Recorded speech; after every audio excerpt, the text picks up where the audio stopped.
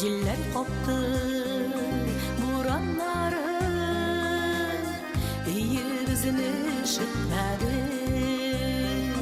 Göz yaşların dükkanlarını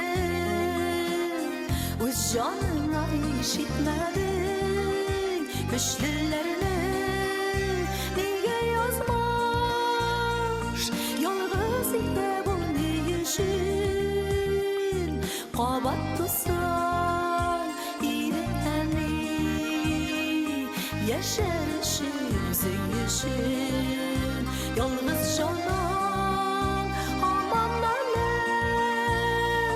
üzgünlene bizning işin. Ömrüm boyu jırlap koymam enni canım sening işin.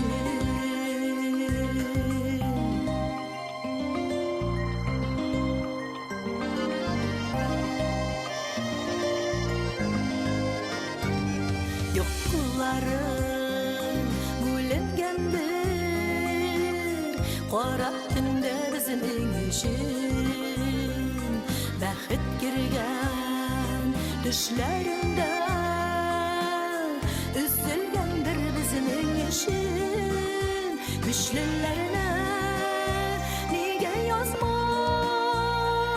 yalnız ite bunu işin. Qabat tutsan iğrenli yaşarışın yüzün. Yalnız canan amanlarla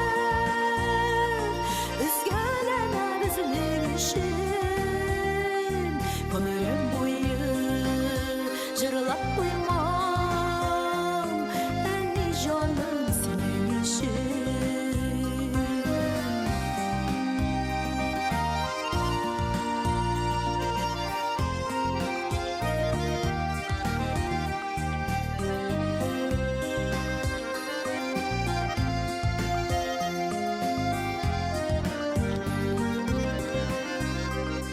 Erkelevler, nazlar bilen Usulmagan yirtek işin.